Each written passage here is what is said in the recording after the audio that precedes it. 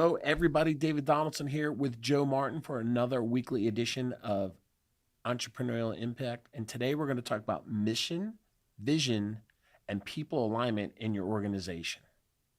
Sure. When we say mission and vision, I think that's a term that we kind of throw around a lot, right? What's the drive? What's the passion? What's the vision? How are we trying to connect? Where are we trying to go? Why is that important?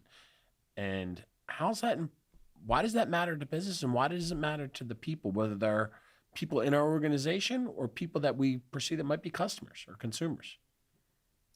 Wow, there's a million ways I could go down for a response with that one. As I think through the different rabbit holes, the thing that sticks out the most is people are what build a business. So it's not the logo, it's not the building, it's not the color scheme, it's not the name. Without people, the business doesn't exist. So if you think about it, in the world that we live in today, most people, I look at it this way, is that you don't have people staying with a company for 50 years to get their gold Rolex and their pension. That majority, right? So most people are free agents. And I think as leaders, I think it's actually a very good mindset to have, is that if you know everybody in your organization is a free agent, your engagement with them, your treatment, your communication, whatever you want to call it, all changes. Because now you're thinking, what do I got to do for the value add to make this business great and compelling to retain my top people? Now, I know I'm going down a rabbit hole of that type of stuff, but the main point in saying all that is that without great people, you do not have a great business. So in that direct line is that people make the business. You do. So if you're looking at people, right? So we have to be in alignment with people, right? Yeah. Before any of that, right? You do have your mission, your vision, which evolves, right? Before you come in stone, you're not going to say, "I'm going to start a business. This is my vision. World's wide widget organization, best in the world," right? That's a product. That's not an organization. It's not a structure. Through the people that start the organization with you, you develop, right, what the passions are about the organization, right? So, you're looking at an all-around common goal or an inspiration to create the purpose, and you got to have both. Mm-hmm. If you think about when I look at a company or a business and you say mission, vision, intrinsically, what sits below that as the lowest common denominator is culture. Okay. So think about this. If you're in science class and you have a petri dish and you put some culture in there, and I remember doing this in high school, is that they they're like, okay, this is a petri dish, and go, take a little, Q-tip out and go to the bathroom or go outside or go to the jungle gym and whatever, swab it and then put it in the petri dish, right? And then over 2-3 weeks, you see something grow, right? Well, the example is in culture, that's a culture, right? Different meaning of culture, but the thing that culture in a company have and the culture that petri dish have is that left to its own devices, it's going to create its own culture. Now, you've got no control of the culture inside that petri dish. You actually have control of the culture inside the organization, because this is what leadership has. Leadership can control two things inside of an organization. You can control the conversations you have, and you can control the environment. So if you want to have a great culture, you have to control the environment, you have to control the conversations, which means you have to control the conversation of what the mission and vision is. And that mission and vision has to align with the culture of the organization, otherwise it's going to land on deaf ears. And that, right, so if you're going down that path and you think, if you think of the phrase that, culture is a collection of stories that align and inspire, that develops over time. But if you fall flat on not delivering on your mission and vision as you originally told it, right, those stories go in a different direction in turn, right? And it jacks up your culture, right? Correct. So there's a direct line to your culture and then the mission and vision. So the point that I would make on okay, great. We've just talked for the past 6 minutes of what the hell are we talking about? The thing that I want everyone to hear is that you have mission and vision, and then you have people. The thing that ties the people and the mission and vision together is the culture, which is why I wanted to say, you have a lowest common denominator between people and the company is culture. The company is represented by mission, vision, value proposition, belief system, whatever the things you want to get into corporate America on, right? That these are all the great things that, you walk into the lobby and they've got us, painted up on the wall and be like, yeah, look at our mission, look at our vision, look at our value prop, look at it, blah, blah, blah. Doesn't it look great? Yeah. But everybody that walks in, that the people in your organization are walk in every day based on the culture of your office or your business or whatever, and say either that's a load of junk or I fully believe on it because the leader delivers on that on a regular basis with us as people, which is the connection for this podcast topic is how do you connect people to your mission and vision, which I think if you can do that, it takes time. It's not easy, but great companies and great founders, it's not very common. Well, I think you're right on, because I think when I look at a lot of times when I see people that partner and get into business together, they think that getting into business is really based around commonalities and interests. Mm-hmm. We get along, therefore we can run a business together. Right. Too many of those unravel, mm-hmm. right? So you could have a really great person, mm-hmm. right, who's a good person, period, fundamentally, culturally, everything you want to put. However, in the organization might not be the right fit.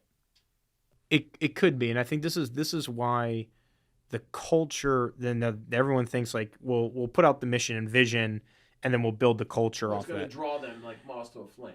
Except for the fact that you actually have to establish the culture first. When you establish the culture, the mission and vision comes second, because the people develop culture. That culture then manifests into mission and vision.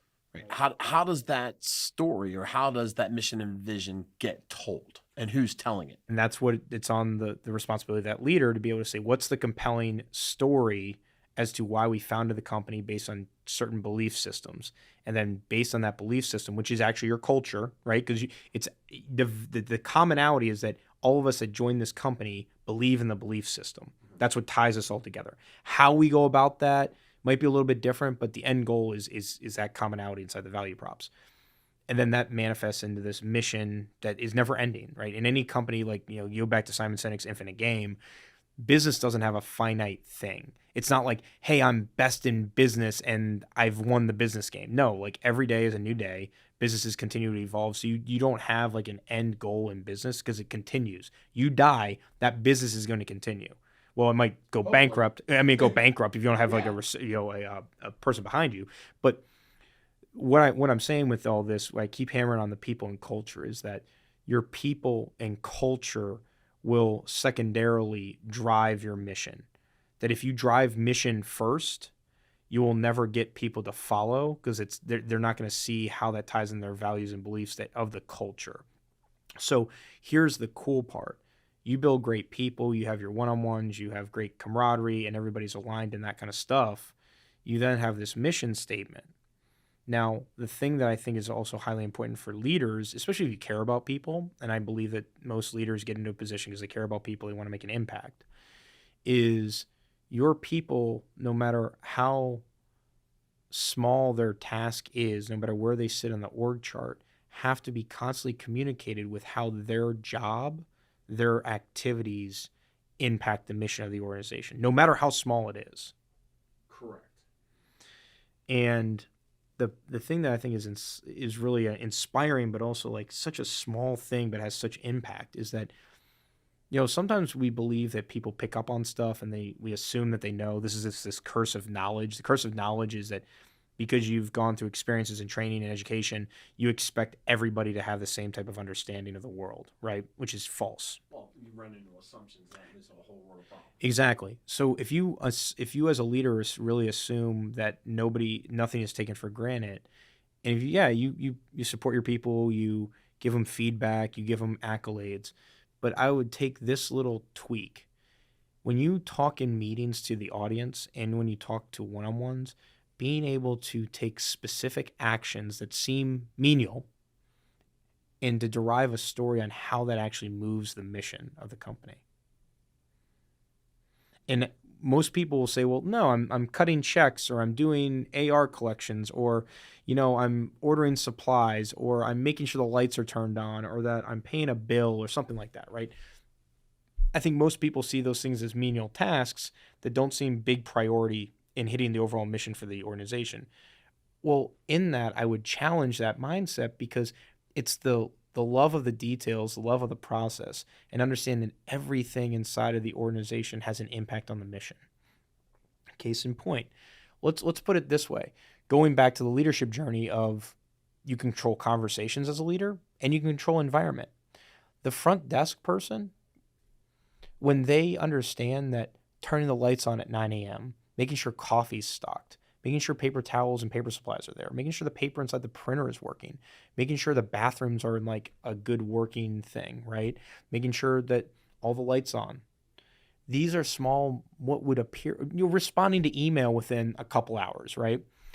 These little things might seem like insignificant in a silo, but when you put them all together, it creates an amazing experience so that your customers and colleagues value it, right? That they're like, wow, this is a great place to be. Because if everybody treats their job as the most important thing for that part of the business as a team, you get great success.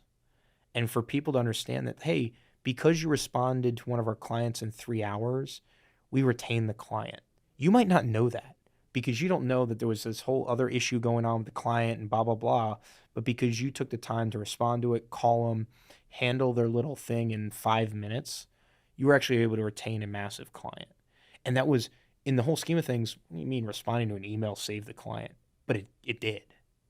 So I think that that's the piece that us leaders have to share with, we climb the corporate ladder or whatever you want to call it, right? And we get to this level of name recognition and things we've achieved and all this different, like, your resume follows you. But at some point in leadership, your resume actually precedes you. So you already have this reputation before you come in. So you already have respect. But the person that's just starting their career doesn't have that. So they look up to you and they're like, oh, well, look at all the great things Dave is doing in the organization. My job doesn't really have that much impact like Dave does. I would challenge that because it's those small details that this person over here that's just starting out in their career, by them doing it, allows the time for the leader or CEO to spend time on the things that actually drive massive numbers. But without this person's leverage, the other goal doesn't happen. So I think everybody inside the organization has to understand, no matter how small their task is, has meaning, that has a compounding effect, that if everybody does their job, no matter whether or not you think it's actually important, creates momentum and actually creates a unified front that can actually deliver long-term success for the organization. All those little things, right? It's the little things that matter, right? Do you thank somebody? Do you write them a note card and say, thank you for all that you do? Yeah. Put it in the mail and send it to them, right? Those are meaningful things that connect with people in a deeper way, right? All along, you're telling the story through other people, and those people continue to live that story. Because what happens is when you don't do those things, somebody else starts telling your story, somebody else starts shaping the vision and the mission, and then we don't follow through on what we set out to do in the first place. It goes back to the culture, right? So if you believe in people and you believe the best for them, so you treat them as people and you respect the fact that it doesn't matter if they're front desk janitor or the most senior founder in the organization, everybody has a job and everybody's key tasks roll up into an impact. And if we as leaders can take enough time to pay attention and to say thank you for little things, this goes back to like quality time and how people feel appreciated. If you got a culture of that, then you have no idea the impact that it has when you go to, you walk in an office and you can say, hey, thank you for making sure that we had vanilla cream, blah, blah, blah, in the fridge for coffee. No, in their mind, they're like, I just ordered off a supply checklist. But the fact that you did that and were consistent and reliable, that vanilla cream is just an experience that says they care, that we have a standard, and that person takes ownership of their job, which creates confidence in them. When someone has confidence, they're more likely to continue to drive forward. They have a sense of responsibility. They have a purpose in life, which goes back to, if you tell them that your job is meaningful to the overall goal, what you just said is you have a purpose in this organization and we couldn't do this without you, which goes back to belonging. And when someone feels belonged and they know they're having an impact, they take more pride in their work because they know that it's actually moving the needle towards something bigger than what they are today. And I think that's the piece that sometimes I know I'm guilty of. That's why I wanted to talk about this on this podcast. It was like those small little things matter because you're in a leadership position. Well, they're massive, right? And And I like the whole thought of the concept is that you can't have one without the other, and the people set the tone for everything that you put in place to begin with. You've said this on a couple of our podcasts, is the days of top-down management are dead. I completely agree with you, like that it is completely dead. So like as a leader, you've got to motivate people so they want to go on the same journey as you, right? You don't want to lie to them. You don't want to like have short bursts of inspiration, blah blah blah. Like you truly want them to understand you mean something to this organization. You have that mission that we're going towards, those deliverables and value propositions, even the sales dollars that we hit are a derivative of you. And I think most oftentimes people that are humble or driven or whatever, they don't think about that stuff. Well, and the thing about that's so humbling about people is it's just if you just watch and listen to what they say or how they say it when they say it, right? People go through things like every single day. And you're number one employee, you're number one cheerleader, all of a sudden they don't want to come to work anymore and you don't know why. But if you're not paying attention, you're not picking up on that. And it could be something as simply rectified but never gets addressed that undoes it all. How alert are you in your surroundings of your people?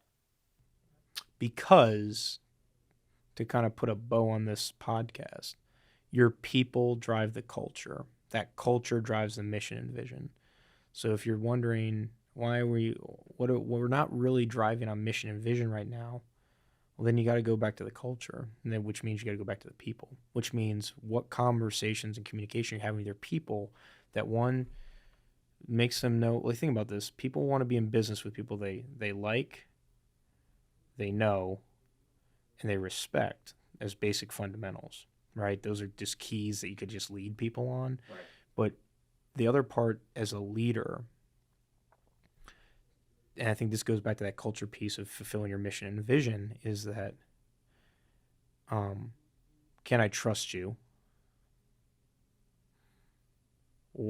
Can I learn from you? Right? The final part is, do you care about me?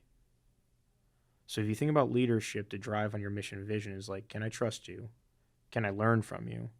And do you care about me?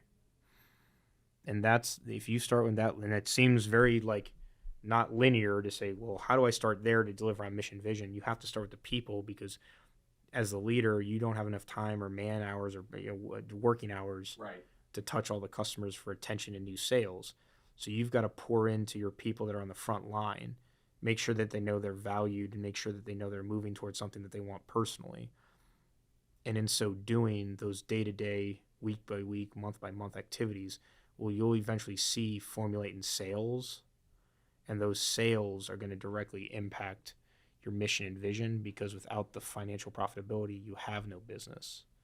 And then once you get to financial profitability, you're actually able to manifest into impact, which is actually what your mission and vision is about. It's about impact. That's a really deep one today. No, but it's important because I think a lot of that is overlooked, not intentionally, but because we fall into habits, and the habits is just getting stuff done and life happens, right? But be aware and alert to what's going on and how are the people, and are you fulfilling on the promise that you set up from when they joined you to begin with? Well, and I think, to wrap this one up, our mission is to have entrepreneurial impact, and I think we just did that with mission and vision through people, right? So thanks, Dave, for leading this one off. absolutely. Have a great week, everybody.